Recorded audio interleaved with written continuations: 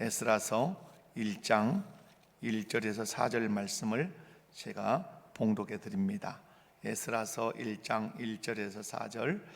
바사왕 고레스 원년에 여호와께서 에레미야의 입을 통하여 하신 말씀을 이루게 하시려고 바사왕 고레스의 마음을 감동시키심에 그가 온 나라에 공포도 하고 저소도 내려 이르되 바사왕 고레스는 말하노니 하늘의 하나님 여호와께서 세상 모든 나라를 내게 주셨고 나에게 명령하사 유다 예루살렘에 성전을 건축하라 하셨나니 이스라엘의 하나님은 참신이시라. 너희 중에 그의 백성된 자는 다 유다 예루살렘으로 올라가서 이스라엘의 하나님 여호와의 성전을 건축하라. 그는 예루살렘에 계신 하나님이시라. 그 남아있는 백성이 어느 곳에 머물러 살든지 그곳 사람들이 마땅히 금과 은과 그 밖에 물건과 짐승으로 도와주고 그 외에도 예루살렘에 세울 하나님의 성전을 위하여 예물을 기쁘게 드릴지니라 하였더라. 아멘. 할렐루야. 우리가 지금 이제 구약 성경 에스라서를 지난 시간에 보게 됐는데요. 에스라서를 제가 이렇게 이제 살피면서 우리 성도님들이 좀 에스라서를 바르게 이해하려면 에스라서가 어떤 역사적인 배경을 가지고 있는가, 이것을 아시는 것이 에스라서를 이해하는데 아주 중요할 것 같아서 오늘은 에스라서의 배경을 말씀을 좀 드리도록 하겠습니다. 그래서 이제 이스라엘 국가가 왜 생겨났는지, 그 나라의 기능은 무엇이어야 하는지, 또 왜 망했는지, 또 망하고 나서 그들은 어떤 삶을 살았는지, 어떻게 돌아왔는지, 이런 말씀을 좀 드리려고 합니다. 먼저 이제 대지로는 제가 첫 번째는 제사장 나라 사명을 감당하라, 이렇게 여러분의 말씀을 이제 드리는데요. 하나님께서 아브라함을 부르신 이유가 있습니다. 아브라함을 부르신 이유는 이스라엘이라고 하는 이 유형국가, 눈에 보이는 이 유형국가를 이 지상에 세우시기 위해서 아브라함을 불렀습니다.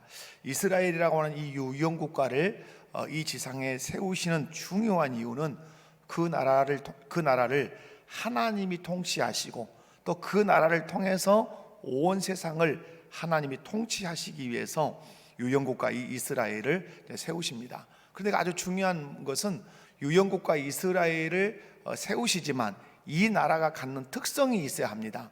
그게 뭐냐면 제사장 나라가 되게 하는 것입니다. 제사장 나라가 되게 하기 위해서 하나님은 이스라엘이라고 하는 나라를 이 지구상에다 세우신 것입니다. 그렇다면 제사장 나라란 어떤 나라냐? 한마디로 하면 모델이 되는 나라입니다. 본이 되는 나라죠. 이런 모델이 되어서 하나님과 세상 나라 사이에서 세상 나라들을 하나님께로 돌아오게 하는 나라가 제사장 나라입니다. 좀 신학적인 용어를 표현을 든다면 중보자 역할을 하는 나라예요. 예수님이 중보자시지 않습니까? 하나님과 우리 사이를 연결해 주는 중보자.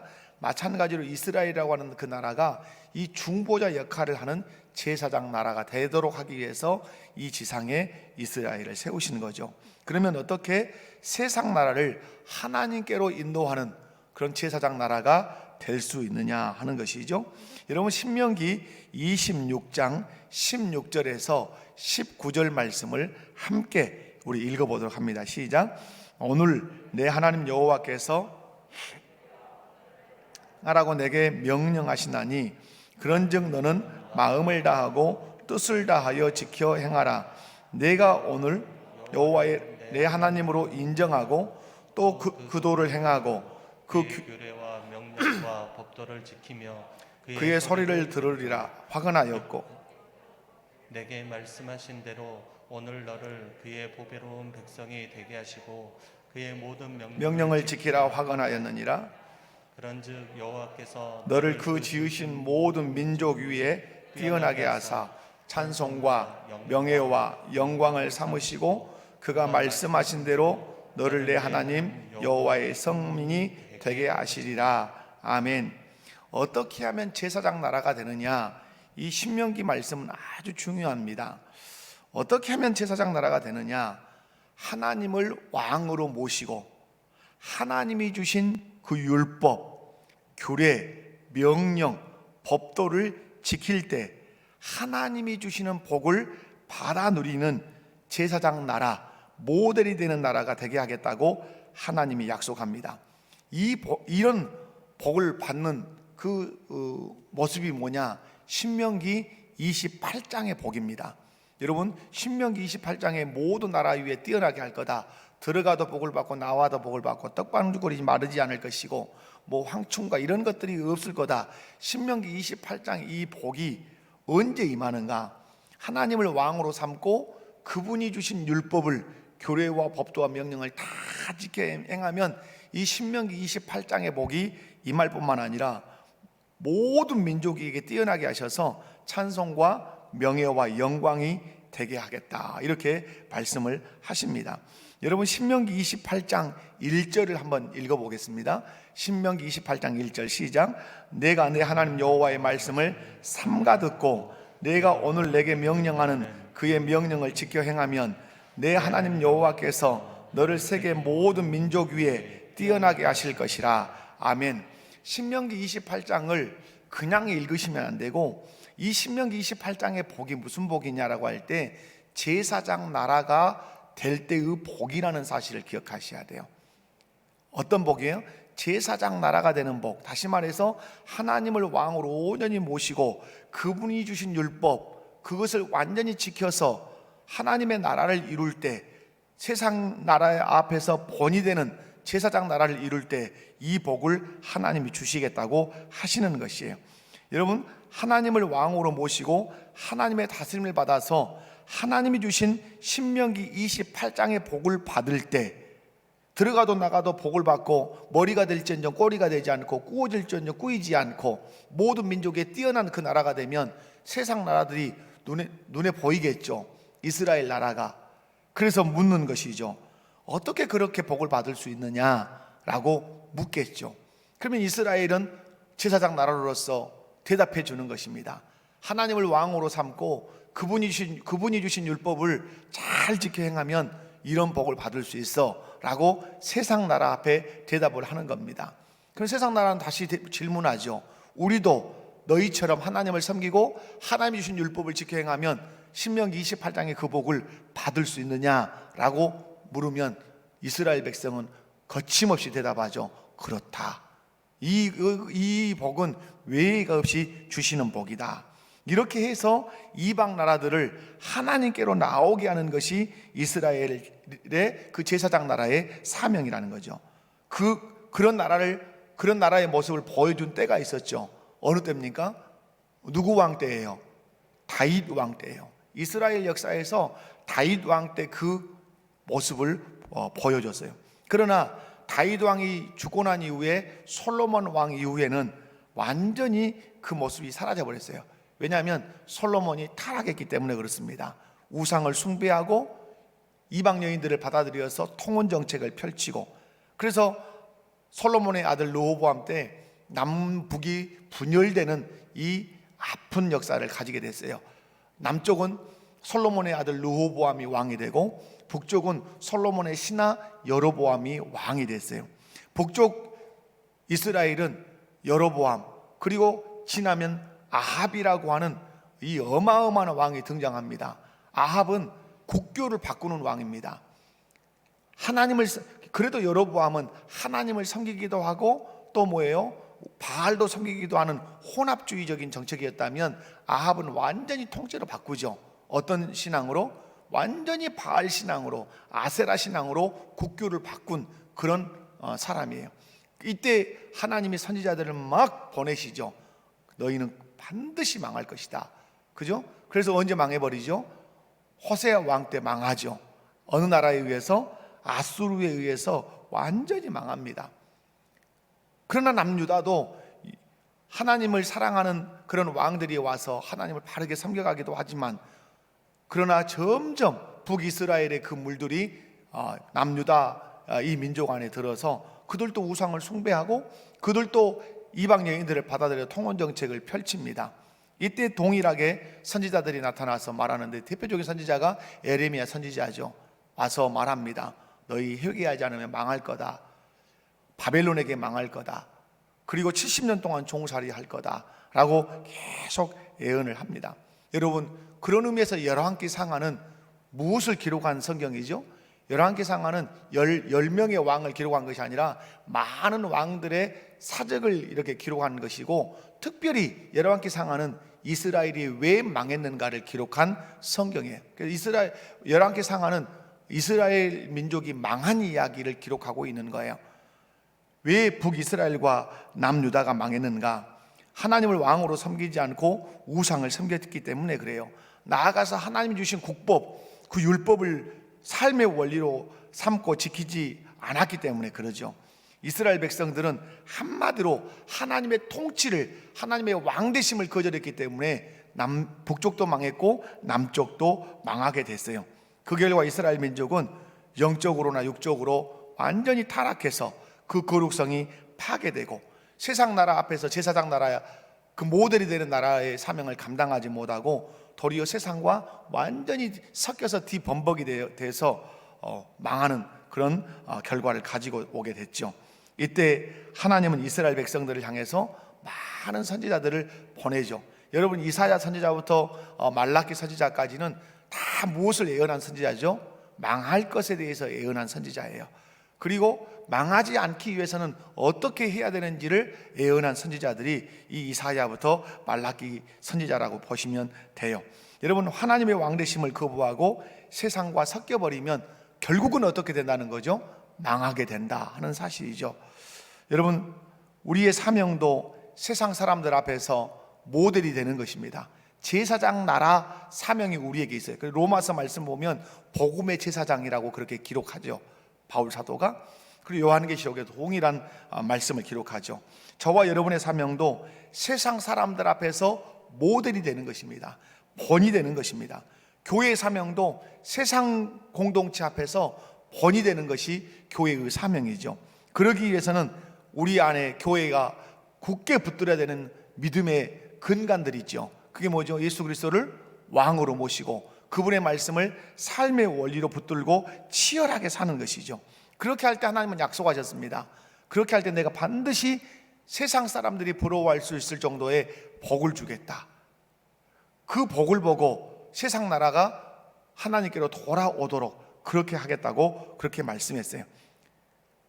그런데 이 사명을 감당하지 못한 북이스라엘, 또 남유다, 북이스라엘은 아수르에 망하고 남유다는 바벨론에게 완전히 망했죠.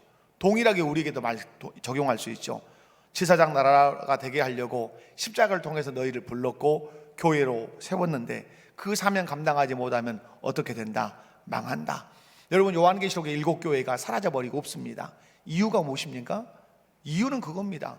제사장 나라로 모델이 되는 교회로 그들을 불렀지만 그들이 어느 순간에 신앙을 놓아버렸기 때문에 이 지상에서 다 사라져버린 것이죠. 그럼에도 불구하고 하나님은 여전히 하나님의 역사를 이끌어 가신다는 사실입니다. 하나님이 이스라엘이라고 하는 유형국가를 이 지상에 세우신 것은 하나님의 목적이 있었다. 어떤 목적? 이 지상에서 모델이 되고 제사장 나라가 되어서 많은 민족들을 하나님께로 인도하려고 하는 그 사명을 부여하기 위해서 이스라엘 나라를 세우셨다 하는 것이고요. 그 다음에 여러분, 두 번째 볼 수 있는 것은 다음 세대의 신앙을 보존하라는 것입니다. 여러분, 왜냐하면 남유다는 에레미야의 선지자 예언대로 바벨론에 의해서 시드기야 왕 때 망합니다.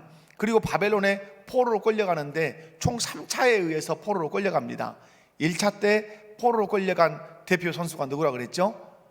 다니엘입니다. 다니엘이 포로로, 다니엘 혼자만 끌려가는 것이 아니라 다니엘과 같은 뛰어난 그런 엘리트들이 많이 끌려갑니다. 2차 때 또 포로로 끌려갑니다. 이때 에스겔이라고 하는 이런 선지자도 이렇게 끌려갑니다. 3차 때는 시드기야 왕이 눈이 빠진 채로 쇠고랑에 묶여서 1000km가 넘는 그 거리를 이렇게 끌려가지요. 그리고 끌려가서 70년 동안 바벨론에서 종살이하죠. 종살이할 때 어떻게 종살이를 했을까요? 역사를 보면 바벨론은 마치 애굽 바로 왕처럼 이스라엘 백성들을 건축 노동 현장에 많이 끌어들였습니다. 여러분 이 바벨론을 보면 건축 문화가 엄청 발전했습니다. 하늘 궁전 뭐 이런 궁전이 있습니다. 어려운 땅에 사철 열매가 맺고 사철 나무가 있는 그 궁전을 어마어마한 궁을 짓습니다. 왕이 자기 부인 한 사람을 위해서 짓습니다. 그런 곳에 그런 노역에 불려 다니는 사람들이 이 유다 민족이었다는 것이죠. 바벨론 포로 70년 동안 어떤 일이 있었는지 바벨론 포로기의 역사를 증언해 주는 그 정보가 어디에 있습니까? 우리 교사들은 배웠으니까. 어디가 들어있죠? 바벨론 포로기에 어떻게 이 유다 백성들이 살았는가? 누가 소개하고 있죠? 포로기에 활동했던 선지자들이죠. 그가 누구죠? 다니엘이죠. 그리고 에스겔이죠. 그리고 에스라죠. 느헤미야, 그리고 에스더, 학개, 스가랴, 말라기, 이런 사람들이 포로기에 있었던 유대 민족의 그 정황을 다 알려주는 그런 선지자들입니다. 여러분, 포로기 중에도 예언자들은 하나님의 계시를 받아서 계속 예언했지요. 예언의 핵심이 무엇입니까? 바벨론 70년 동안 종살이하면서 이 선지자들의 예언의 핵심은 뭐예요? 지금 망해버렸잖아요, 나라가. 그런데 예언자들을 통해 하나님 말씀합니다. 세계사의 왕은 누구다? 하나님이다. 내가 왕이다. 하나님 끊임없이 외치십니다. 그리고 세상 모든 나라는 다 망하지만 내 나라, 하나님 나라는 망하지 않고 영원할 것이다. 이걸 계속해서 선지자들을 통해서 외치죠. 그 대표적인 사람이 다니엘이죠. 금신상을 보잖아요.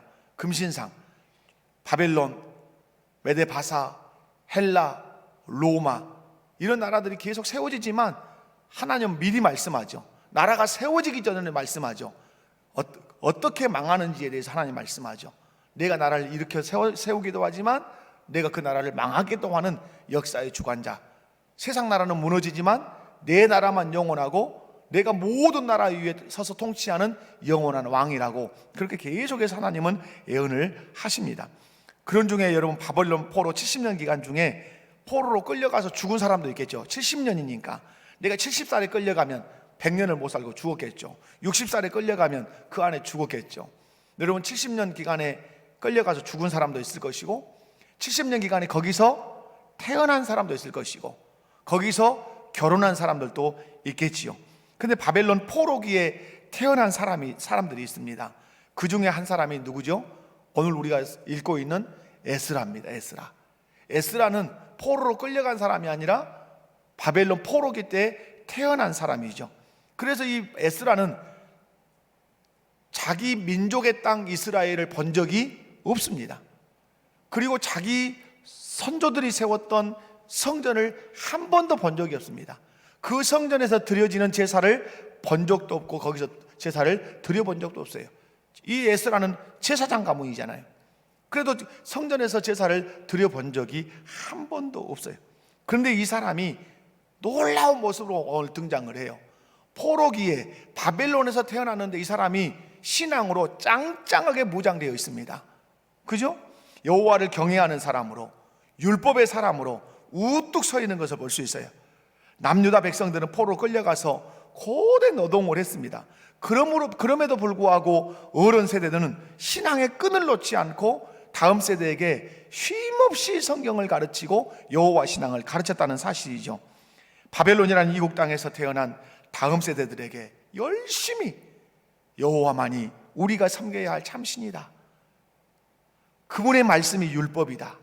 그 율법을 삶의 원리로, 우리의 법으로 우린 지키면서 살아야 된다. 계속해서 가르쳤죠. 이렇게 해서 자라난 사람이 대표적으로 에스라라고 하는 사람이죠. 에스라는 제사장 가문이었죠. 그리고 모세의 율법에 정통한 사람이었죠. 그런데 어떤 나라에서 이렇게 이 사람이 이렇게 섰냐 이 말이죠. 바벨론 포로기에 태어나서 이렇게 훌륭한 믿음의 사람으로 섰다는 사실이죠. 여러분, 여기서 우리는 다음 세대의 운명이 누구의 손에 달려 있는가 다시 한번 점검할 수가 있어요. 다음 세대의 신앙의 운명이 누구 손에 달려 있습니까? 기성세대에게 있다는 사실을 알 수가 있어요. 더 직접적으로 얘기하면 부모의 손에 달려 있어요. 어떤 분들은 우리 아이들, 자기 자녀들 신앙생활을 하지 않고 뭐 세상으로 떠나면 어떤 분들은 교회가 잘못해줘 가지고, 교회가 바르게 안 가르쳐줘 가지고, 여러분 그건 다 뻥입니다. 교회에서 만나는 시간은 1시간밖에 안 됩니다. 여러분의 집에서 거의 모든 시간을 보냅니다. 교회에서는 단돌이 해줄 뿐이에요. 방향을 제시해 줄 뿐이에요. 신앙은 누가 가르치는 거죠? 집에서 부모가 가르치는 거예요. 다음 세대 부모들이 자기에게 맡겨주신 자녀들을 하나님 제일주의로 성경의 사람으로 양육하겠다고 하는 열망을 품지 않으면 에스라 같은 사람은 나올 수가 없겠지요.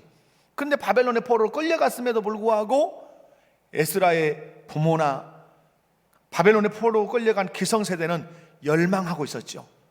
바벨론의 포로로 끌려왔지만 여호와 신앙으로 우리는 서야 한다. 그분의 율법에 더욱더 창념하고 다음 세대에게 율법을 더 확실하게 가르쳐야 된다. 그래서 제2의 에스라가 나온 것이죠.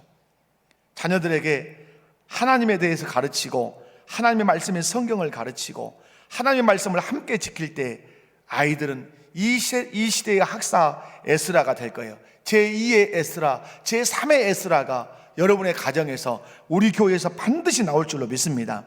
하나님은 오늘도 하나님을 사랑하고 하나님의 말씀인 성경에 정통하고 나라와 민족을 극진히 사랑하는 이 시대의 학사 에스라와 같은 사람이 여러분의 가정에서, 우리 교회에서 나오기를 원하십니다. 우리는 환경을 탓하죠. 교회가 좋은 프로그램을 갖추고 있지 않다고. 그러나 유다 백성들은 바벨론 포로로 끌려가 있는 중에, 종살이를 하는 중에 다음 세대 신앙교육에 전념했다는 사실을 알 수 있어요. 그래서 에스라와 같은 신앙에 걸출한 인물이 태어났다는 사실을 우리는 오늘 확인할 수 있어요. 에스라는 성년이 되어서 왜 자기 민족이 이 바벨론 포로로 끌려와서 이방 민족의 종살이를 하고 있는지 그는 몹시 궁금했어요. 그래서 에스라는 자기 민족의 비참한 상황을 보면서 몸부림을 치며 그 원인을 찾기 시작했어요. 그 결과 에스라는 자기 민족이 바벨론 포로 생활하는 것은 하나님의 징계를 받아서 바벨론 포로로 생활한다는 사실을 딱 깨달았어요. 이건 그냥 포로로 끌려온 것이 아니라 하나님의 징계다, 하나님의 벌이다. 그러면 왜 우리 민족은 하나님의 징계를 받았는가, 하나님의 벌을 받았는가? 그는 찾아냈어요. 하나님을 왕으로 모시고 살지 않고, 그분이 주신 그 율법을 통해서 하나님의 통치를 받지 않고, 그리고 도리어 우상을 숭배하고 세상 민족과 섞여 살기 때문에 하나님이 이 징계를 하셔서 이방 나라에 와서 이렇게 종살이를 하고 있구나. 그래서 그러면 어떻게 이런 종살이 하지 않는 삶을 살 수 있는가, 이런 치욕스러운 삶을 벗어버릴 수 있는가 묵상하다가 그가 꽂힌 사람이 있죠. 집중하게 된 한 사람이 있어요. 그가 누구죠? 다윗이라고 한 사람이에요. 다윗 왕에게 완전히 에스라가 꽂혔어요. 왜? 다윗 왕 때는 하나님의 엄청난 복을 받았다는 사실, 열국을 지배하고 열국 가운데 하나님이 어떤 분이신가를 증거하는 때가 다윗 왕 때였다는 사실을 에스라가 발견을 하게 돼요. 그러면 왜 다윗은 그런 복을 하나님께 받았을까 할 때 안 거예요. 다윗은 민족의 정체성을 분명하게 알고 있었다. 우리의 뿌리는 어디에 있다? 하나님께 있다. 그러므로 우리는 하나님을 왕으로 모셔야 된다. 그래서 다윗은 내가 왕이다 이렇게 여기지 않고 하나님이 왕이시고 나는 하나님을 대리하는 대리 통치자입니다. 그리고 우리의 국법은 하나님의 율법입니다. 율법대로 살기만 하면 하나님 복을 주실 것이다. 그래서 다윗 스스로가 자기 곁에 율법책을 두고 밤이 새도록 율법을 묵상하고 율법을 지키도록 장려했고, 그래서 하나님의 복을 받았죠. 뿐만 아니라 다윗이 힘쓰고 있었던 게 뭐요? 성전 제사, 성전의 예배 문화를 얼마나 많이 개발했는지 몰라요. 그래서 에스라는 알게 된 거예요. 다윗처럼 하기만 하면 되구나, 다윗의 길로만 가면 되구나. 민족의 정체성을 하나님께 두고 하나님을 왕으로 섬기고 그분의 말씀을 우리의 삶의 원리로 삼고 예배에 분명한 정신을 두면 우리도 다윗처럼 복을 받을 수 있겠구나, 그 확신을 가진 거죠. 그래서 에스라가 그러면 이 민족을 교육하기 위해서 교육 교재가 필요하겠구나. 그래서 집필한 교육 교재가 뭡니까? 역대 상하란 말이에요. 역대상하는 포로 귀환 후에 이스라엘 백성들을 교육하기 위해서 에스라가 교육 교재로 집필한 교육서란 말이에요. 거기에는 북이스라엘 얘기는 하나도 나오지 않아요. 다 남유다의 얘기며, 그 뿌리를 어디다 두고 시작합니까? 창조로부터, 아담으로부터 그 뿌리를 쭉 시작을 해가죠. 그러면서 말하고 싶은 것이 있죠. 하나님을 왕으로 섬겨라. 율법을 국법처럼 삶의 원리를 지키며 살아라. 그리고 성전에 올라가서 절기를 회복하고 모든 예배에 정성을 다해라. 그러면 다윗이 받았던 그 복을 우리가 받게 될 것이고, 다시는 바벨론의 포로로 끌려가는 이런 치욕스러운 역사를 우리가 가지지 않을 거라고 계속해서 가르치는 거죠. 바벨론 땅에서 에스라라고 한 사람이, 말씀의 사람이 사람으로 양육되자 민족의 운명이 바뀐다. 민족의 방향성이 바뀐단 말이에요. 사랑하는 성도 여러분, 오늘 우리 교회가, 또 여러분의 가정이 자녀를 양육할 때 어떻게 양육해야 되겠는가? 내 자녀를 이 시대의 에스라처럼 말씀에 정통한 자로, 하나님을 사랑하는 자로, 예배에 생명을 거는 자로 그렇게 양육한다면, 비록 힘들고 어려운 시기는 있겠지만 그 민족의 방향성이 물꼬를 돌리는 것처럼 우리 가정도, 우리 교회도, 우리 민족도 바른 길로 걸어가는 그런 은혜가 있을 줄로 믿습니다. 세 번째로는 역사의 주관자는 하나님이라는 겁니다.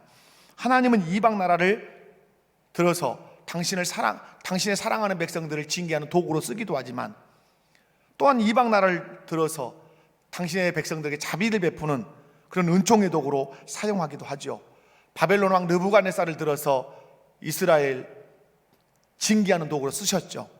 그러나 고레스라고 하는 바사의 왕을 들어서는 이스라엘 백성들을 고국으로 돌려보내는, 은총을 베푸는 그런 왕으로 하나님이 쓰셨죠. 하나님이 일찍이 유다가 바벨론 포로로 끌려가서 70년 동안 종살이 할 거라고, 그리고 종살이 하는 후에는 다시 돌아오게 될 거라고 누구를 통해서 예언했습니까?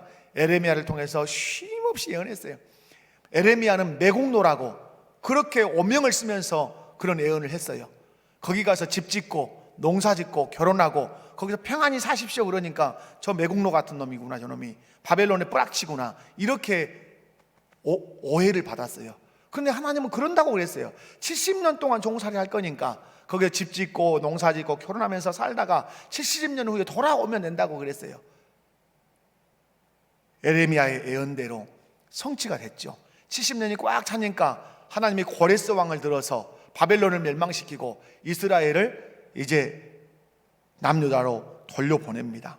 이런 계시를 받았던 그런 선지자가 다니엘이기도 하고 또 에스겔이기도 하죠. 다니엘은 금신상을 통해서 열국이 무너지는 그런 환상을 보았고, 에스겔은 성전 환상을 통해서 예루살렘에 있는 성전이 회복되어서 그 예루살렘 성전에 하나님이 임재하셔서 모든 우주를 다시 통치하시는 왕으로 서실 것을 보여주었죠.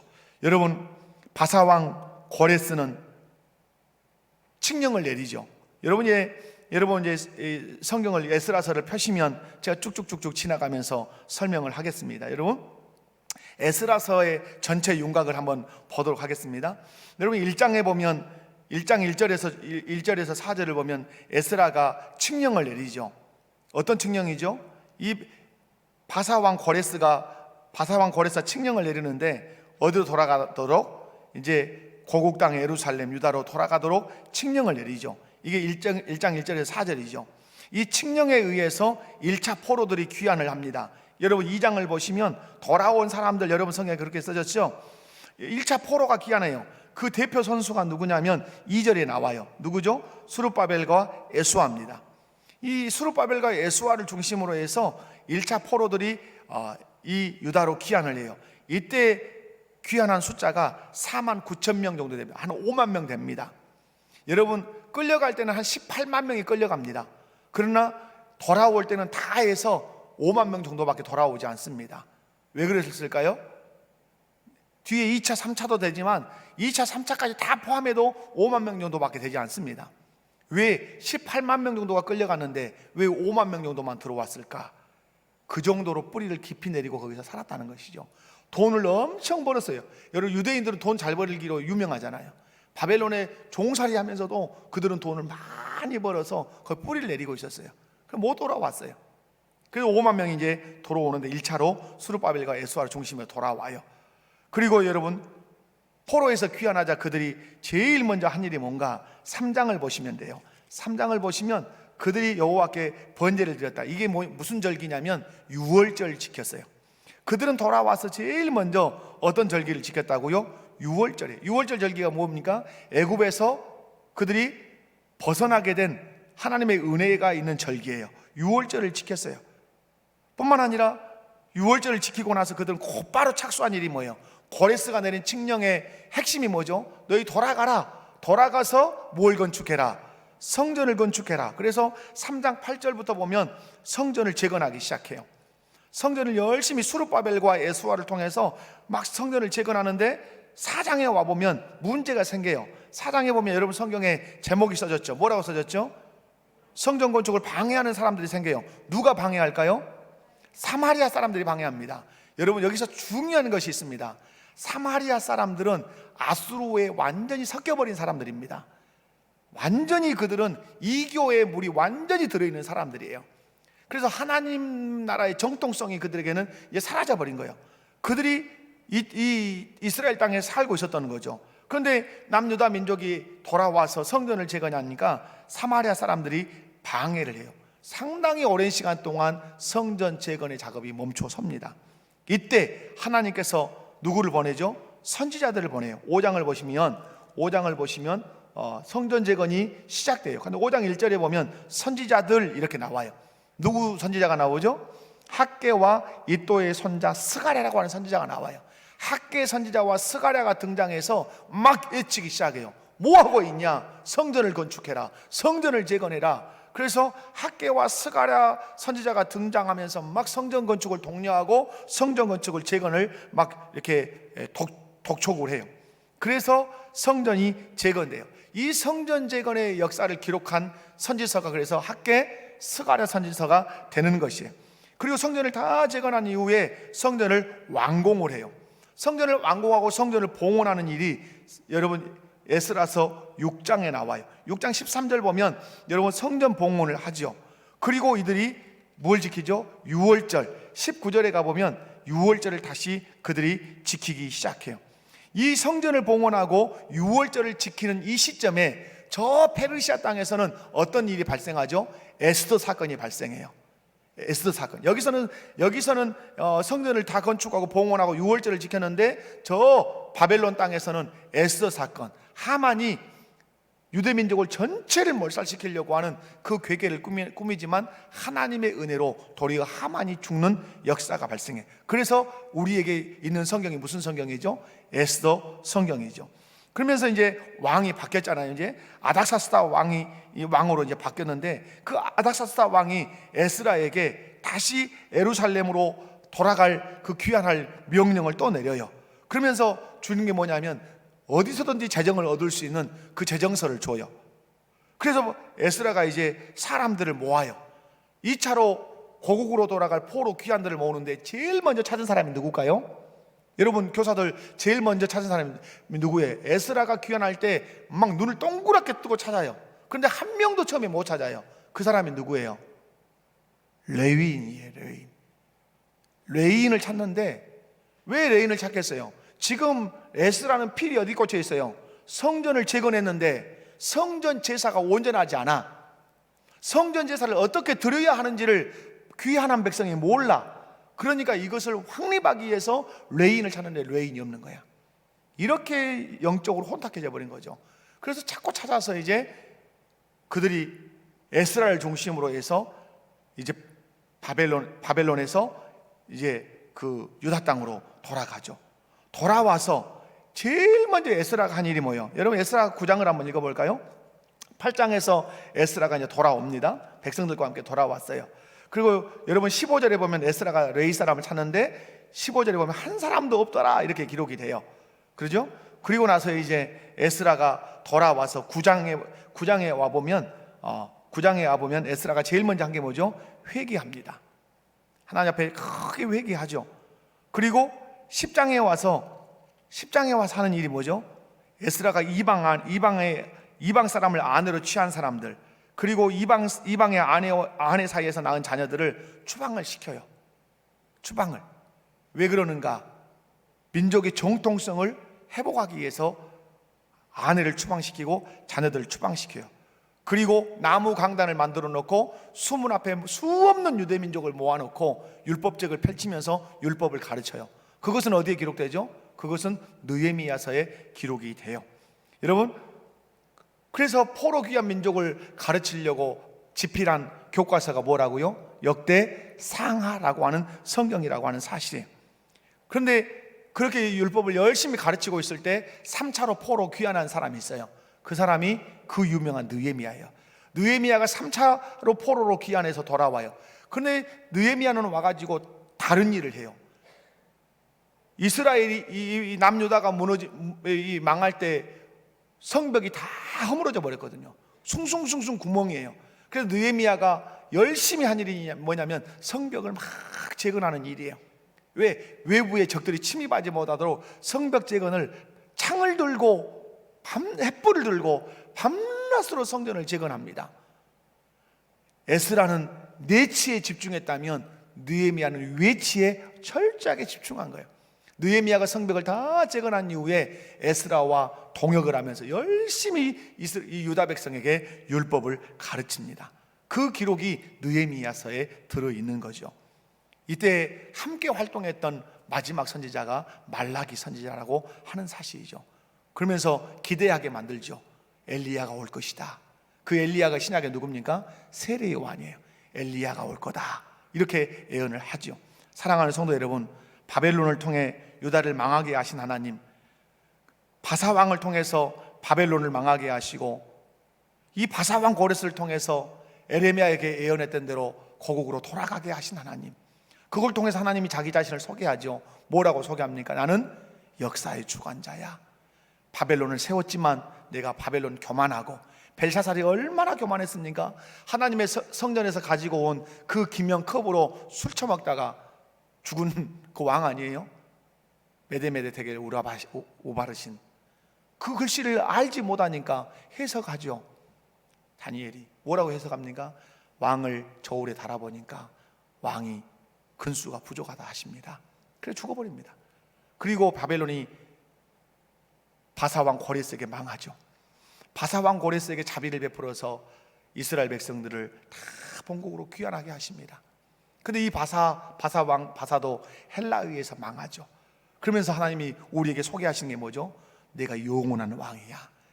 내가 역사의 주관자야. 내 손에 나라의 흥망성쇠가 있어. 그러나 모든 나라는 망하지만 내 나라 이스라엘은 망하지 않을 거야. 내가 그 나라의 왕이며 내가 그 나라를 통해서 내가 영광을 받으려고 하고 있다. 이 말씀을 하시는 것이죠. 사랑하는 성도 여러분, 하나님이 오늘 또 인류 역사를 이끌고 계십니다. 역사의 주관자이신 하나님을 여러분 그러므로 신뢰하십시오. 그분을 기대하십시오. 역사의 주관자이신 그 하나님이 이 역사를 붙들고 계십니다. 그분을 신뢰할 때 코로나라고 하는 상황 속에서도 우리는 두려워하지 않을 수 있습니다. 선하신 하나님이 코로나를 허락하셨다면 코로나의 결과는 반드시 선하게 우리에게 열매로 다가올 거다. 이 믿음을 가질 수 있어요. 예수를 믿음에도 불구하고 코로나 때문에 낙심하고 코로나 때문에 절망하는 것은 하나님이 역사의 주관자라고 하는 사실을, 이 코로나라고 하는 이것도 하나님이 허락하셨기 때문에 우리 안에 퍼져 있다는 사실을 알지 못하는 거예요. 하나님은 이것까지라도 우리에게는 선하게 열매를 맺게 하실 줄로 믿습니다. 말씀을 맺습니다. 에스라서는 역사서예요. 예언서가 아니에요. 역사서예요. 하나님은 이스라엘을 제사장 나라로 세웠어요. 모델이 되라고. 그 사명을 감당하지 못하니까 망했어요. 오늘 우리를 부르셨어요. 제사장으로, 제사장 나라로 불렀어요. 세상 속에 하나님을 왕으로 섬기고 그분의 말씀을 삶의 원리로 삼고 살아서 하나님 주신 복을 받아 누려야 돼요. 그리고 우리 보고 세상 사람들이 하나님께로 오는 그런 역할을 잘 감당해야 될 줄로 믿습니다. 에스라 포로로 끌려갔어요. 포로로 끌려갔으니까 종으로만 그 흔적을 남길 줄 아는데 하나님의 사람, 율법의 사람으로 우뚝 서 있어요. 이스라엘 역사의 정신적인 그 방향을 확 틀어놓는 그런 핸들링하는 사람으로 에스라가 서 있어요. 이유는 뭐죠? 기존 세대가 바벨론의 종으로 살고 바벨론 노역에 끌려는 가 있지만 놓지 않은 것이 있죠. 여호와 신앙, 율법에 정통한 다음 세대를 길러내지 않으면 우리에게 희망이 없다. 그래서 그들은 노역을 하면서도 자기 자녀들에게는, 다음 세대에게는 여호와의 신앙을 가르치고 율법을 가르친 거죠. 그래서 에스라가 성년이 되어서 자기 민족에 대해서 고민하게 되죠. 그리고 결국 다윗에게 피리 꽂혀서 민족의 뿌리를 찾기 시작하고, 그리고 여호와 하나님을 왕으로 섬기고 그분의 율법을 5년이 지키고 성전의 제사를 완전하게 회복하면 우리도 다윗처럼 복을 받을 수 있는 민족이 될 수 있고, 다시는 이방 민족에게 포로로 끌려와서 치욕을 당하지 않는 민족이 될 수 있다는 확신을 하죠. 그래서 역대기 상하를 기록해서 계속해서 율법을 가르치는 학사로서의 역할을 감당하죠. 하나님 역사의 주관자십니다. 그렇죠? 결국 하나님께서 역사를 이끌어 오시죠.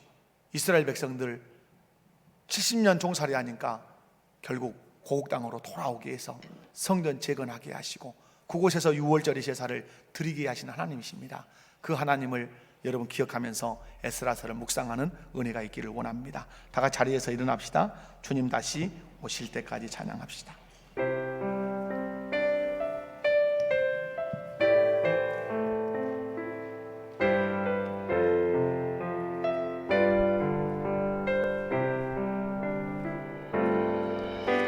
주님 다시 오실 때까지 나는 이 길을 가리라.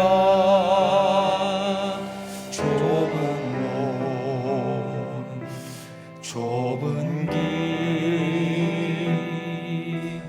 나의 십자가 지고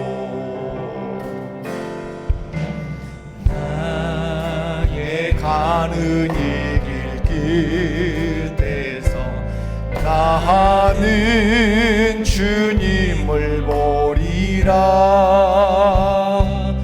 영광의 내 주님 나를 맞아주시리. 주님 다시 오실 때까지 나는 일어나 달려가리라. 주의 영광 온 땅 덮을 때 나는 일어나 노래하리. 내 사모하는 주님 온 세상 그주시라. 내 사모하는 주님 영광의 왕이 내 사모하는 주님 온 세상 구주시라. 내 사모하는 주님 온 세상 구주시라. 내 사모하는 주님 영광의 왕이 영광의 왕이시라. 영광의 왕이시라. 우리 함께 가슴에 손을 얹고 기도합니다. 하나님, 제사장 나라의 사명을 감당하게 하옵소서. 하나님, 어떤 상황 속에서도 내 신앙을 지켜갈 뿐만 아니라 다음 세대의 신앙을 일으켜가는 저희들 되게 해달라고 그렇게 기도합시다. 하나님은 역사의 주관자십니다. 역사의 주관자를 의지함으로 우리는 어떤 상황 속에서도 어떤 환경 속에서도 흔들리지 않을 수 있습니다. 그 역사의 주관자 하나님을 의지하며 승리하는 저희들 되게 해달라고 주여 한 번만 외치고 기도합니다. 주여. 아버지 하나님 감사합니다. 아버지 하나님 감사합니다. 오늘도 말씀을 통해서 에스라서의 배경이 어떻게 되는지를 살피면서 함께 은혜를 나눴습니다. 이스라엘 국가를 세우신 것은 제사장 나라가 되게 하기 위해서, 모델이 되는 나라가 되게 하기 위해서 이스라엘 국가를 세웠습니다. 하나님을 왕으로 섬기고 하나님 말씀을 삶의 원리로 지키고 살면 신명기 28장의 복을 주겠다고 하나님이 약속하셨습니다. 그러나 다윗 때를 제외하고는 이스라엘 백성들이 이 제사장 나라의 사명을 감당하지 못했습니다. 모델이 되는 나라를 감당하지 못했습니다. 그 결과 하나님의 징계를 받아서 북이스라엘은 아수르에게 망하고 남유다는 바벨론에게 망하게 되었고, 결국 바벨론에게 70년의 포로 생활을 하게 되었습니다. 그럼에도 불구하고 하나님 말씀하십니다. 내 나라는 영원할 것이다. 내가 모든 나라의 왕이다. 내가 열국의 왕이다. 그렇게 말씀하십니다. 바벨론 포로기에 있었지만 아버지 이스라엘 백성들은 바벨론에서 건축의 노동의 현장에 끌려가며 노동을 했지만 다음 세대를 말씀으로 여호와의 신앙으로 양육하는 일을 게을리하지 않았습니다.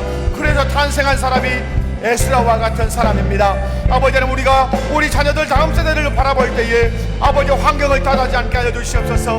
우리 안에 열망을 갖게 하옵소서. 내 아들 딸을 하나님의 사람으로, 말씀의 사람으로, 성경의 사람으로 양육해 보겠다고 하는 열망이 있게 하여 주시고, 이 교회가 또 그 열망을 품고 다음 세대를 향해서 말씀으로 양육하고 하나님 신앙으로 양육하는 교회 될 수 있도록 은혜를 베풀어 주옵소서.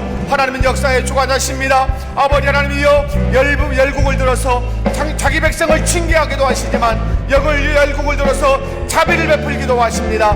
아버지 하나님, 그 역사의 주관자 하나님을 의지할 때 흔들리지 않는 신앙, 아버지 하나님 두려워하지 않는 신앙을 가질 수 있습니다. 코로나라고 하는 이 상황을 만났지만 하나님이 역사의 주관자시기에 우리에게 선한 열매를 맺게 하실 것을 기대하게 하시고 믿게 하여 주옵소서. 하나님의 에스라서를 바라볼 때에 우리도 에스라와 같은 심령이 될 수 있도록 인도하여 주시옵소서. 하나님, 제사장 나라의 사명을 감당하게 하시옵소서. 세상 속에서 모델되는 사람이 되게 하시고 세상 속에 모델되는 교회가 될 수 있도록 인도하여 주시옵소서. 이 사명을 감당하지 못하면 망한다고 말씀하십니다. 그러나 이 사명을 감당하면 신명기 28장의 복을 너희가 받을 것이라고 말씀하십니다. 그래서 많은 나라를, 많은 이방인들을 하나님께로 인도하는 복음의 제사장이 될 거라고 그렇게 말씀하십니다. 이 사명 감당하게 하여 주시옵소서.